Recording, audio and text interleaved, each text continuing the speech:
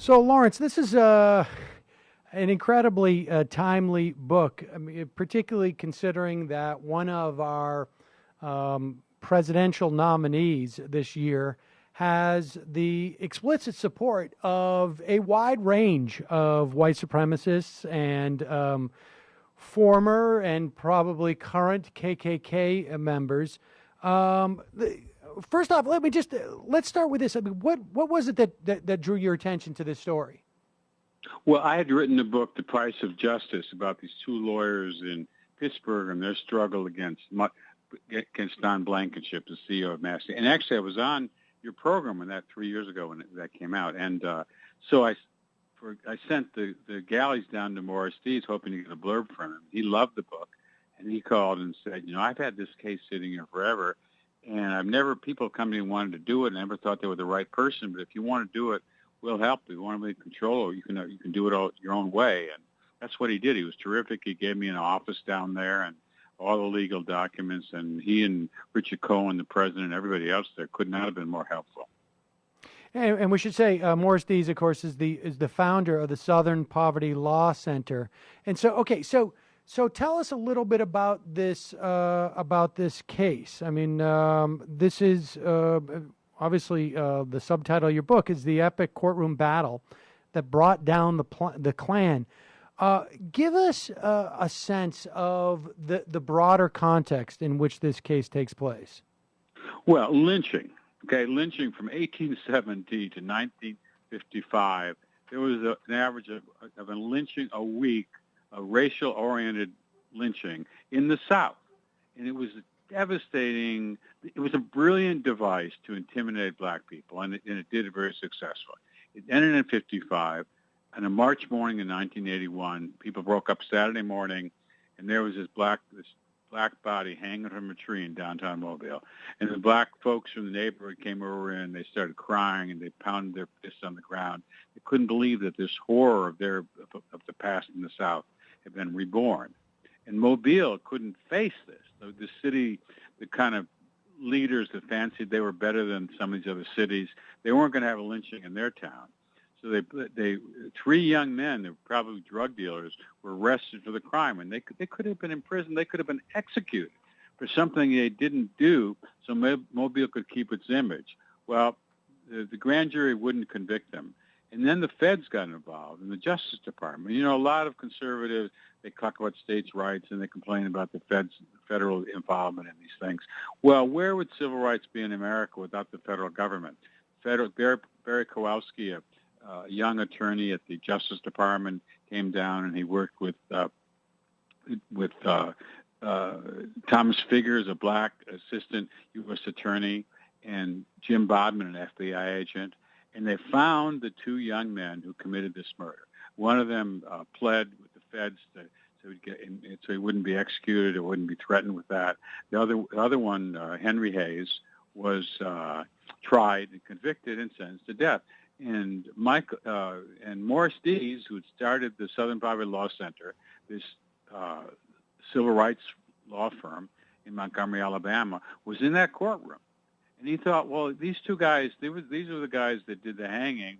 One of them, slit Michael Donald's throat at the end.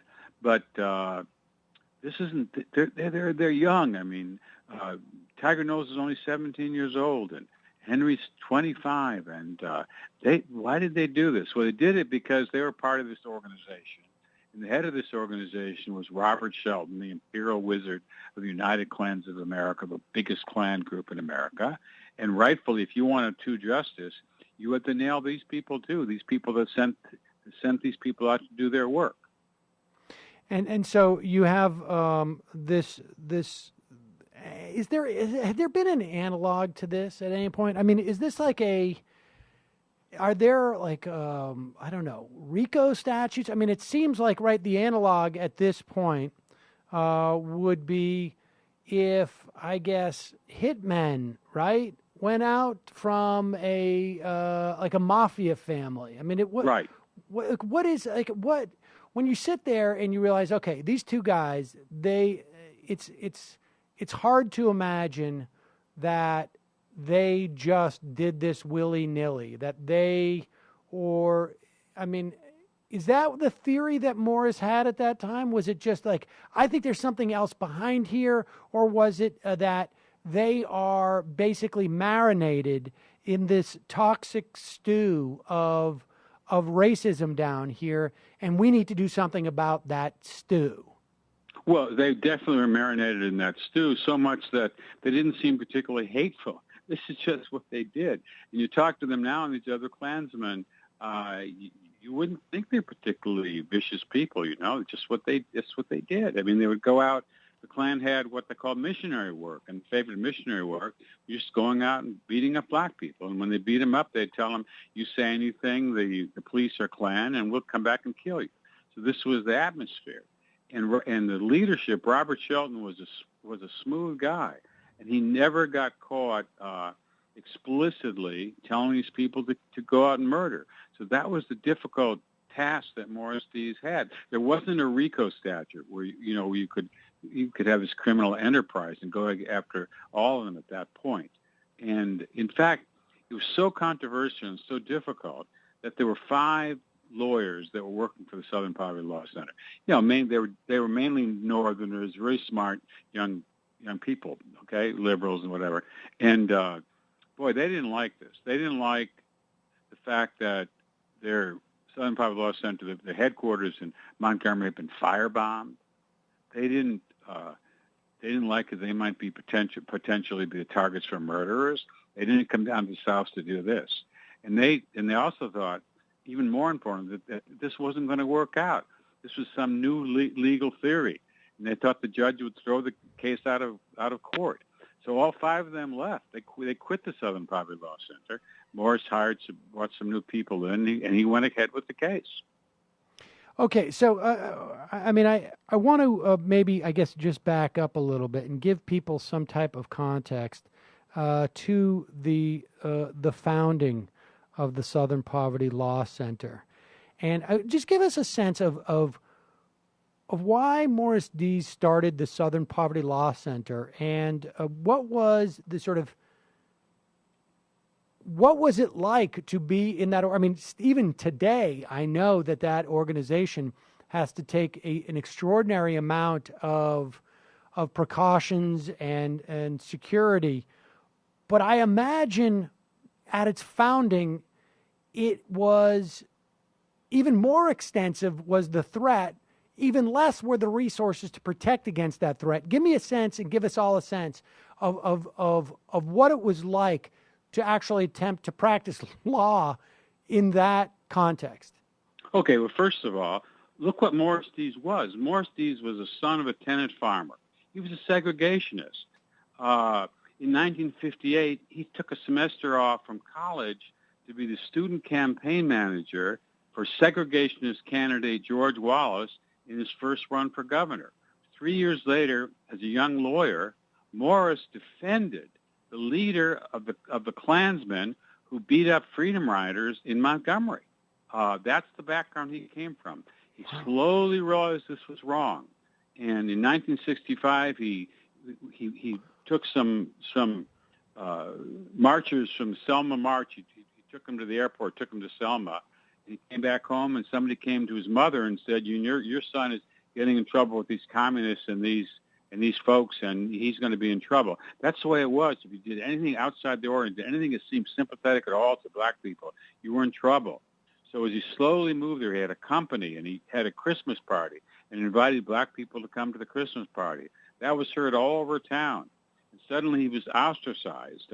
He started the Southern Poverty. He made a fortune, and he wanted to start the civil rights law firm. He did it in Atlanta or Washington, D.C. Maybe he could have gotten by, but in Montgomery, the very center of the Confederacy, right down the street from the capital of the Confederacy for a while, nobody even talked to him. His kids in school, his kids would have a birthday party. None of the kids would come to his son's birthday party. The office was firebombed. He had to put all of this stuff up, and it just was an overwhelming thing. And most people wouldn't have been able to put up with this. And he's a very strong, independent person. Well, what was it that made him? I mean, that shift from going from a defender of the Klan to someone who was willing to get himself ostracized from the community in some respect, and to, and frankly also, his family being ostracized. I mean, what was the catalyst for that change? Okay, part of it was principle, that he realized that segregation was wrong and it would have to change, and part of it is he's just a iconoclastic guy who doesn't give a damn what you think about him. And I found that writing this book. There's some things I put in this book that somebody else would have gone nuts about. Why do you have to say that? Do you have to talk about this part of me? But he's not that way. He just is on his own. He just stands tall. That's just the way he is. That's fascinating to me. And I wonder, if there's, I wonder, I guess the question is, how do you scale something like that? And maybe in some respect you can't. And so what you need to do is to fight. Well, that's what he's done his whole life, and he has security right now, and he loves the battle. He loves the courtroom. He loves taking on these people. It's exciting to him. He just doesn't like to walk away from it. Okay, so he's sitting in a courtroom. He is watching two young white men who had abducted a 19-year-old Michael Donald, tortured him, and hung him to death in a residential neighborhood, ostensibly, I guess, as some type of revenge for a black man who was accused of murdering a white police sergeant. Right. And so Morris Dees sees them and thinks to himself, "There's no way these two young men did this in a vacuum." And right. he begins his assault on the Klan. So what then happens? I mean, does he start to investigate around that? Were people saying, why are you investigating a case where you already have two defendants who are already on trial? That's right. And in Mobile, they said, we've given them justice. Leave us alone. That's it. Enough is enough. But he said no. And think of what he loses. He loses his entire legal team. They don't want any part of this. They walk away from him. But he goes and does his depositions, and he's got to prove that there's this pattern of violence, and prove what he does. He finds a couple of Klansmen who testify and say what Robert Shelton had said to them, and Robert Shelton's a very shrewd guy. He never would say go out and kill. You just say go out and do what we have to do. And Shelton thought, they're not going to nail us. This is ridiculous. We're not going to have a civil judgment against us. Well, wait a second. I want to make something clear here so that people understand this. So what Morris Dees sets out to do is to actually just simply sue them. I mean, this is not a criminal proceeding. I hope people sort of understand. Yeah, exactly. It's too bad there's not a criminal proceeding, but he couldn't be nailed criminally. So this is what was left to do. And so he had to try to do this to break the Klan.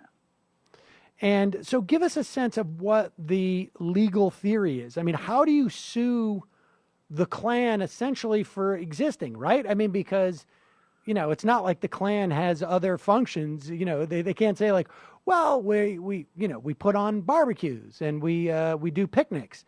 I mean, he's got to basically say that the essence of their enterprise leads to, I guess, a product of killing. I mean, what or no, exactly. And he's got to say that people have the freedom. We have freedom in our country, and you can say what you want. Okay, you can say some pretty terrible, vile things, and you can't. You're not responsible for that. And if you're a member of,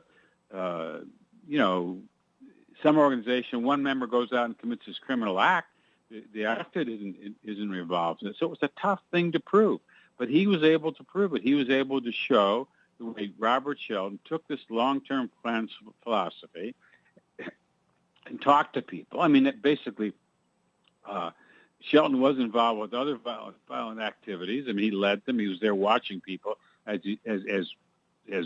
freedom riders were beaten up, for instance. He was there. He believed in this. He wanted this to happen. He's a violent man. And so the Southern Poverty Law Center developed this sort of legal principle, and secured a massive, what is $7 million? Is that in Right. judgment? And so thus basically bankrupting the Klan. Right. The Klan didn't have much money. They only had a building worth around $50,000, but psychologically it was devastating. And it set, equally important as the judgment, it set up this signal throughout the South that these things weren't going to go on. It was an all-white jury. The white jury decided that. The Klan could not operate with impunity any longer. They could not get away with these terrible things. And I mean, was there, we only have about 30 seconds left, but was there, I mean, did it have that impact? I mean, did it, like, it shifted in some way the culture just because you had a legal institution recognize and sort of clearly delineate right and wrong here? It was important, and it took a long time for people to wake up to this, but it was an important thing. And even George Wallace, when he was last term in government, he said, "I'm going to hell. I'm going to go to hell." And his aide said, "No, you're a born-again Christian." He said, "I'm going to hell because I've spoken words that have killed people." That's the words matter. Interesting. Laurence Leamer, the book is The Lynching, the epic courtroom battle that brought down the Klan. Folks can purchase that anywhere you buy books. It is a fascinating story and obviously an incredibly timely one as well. Thank you so much for your time today. Thank you.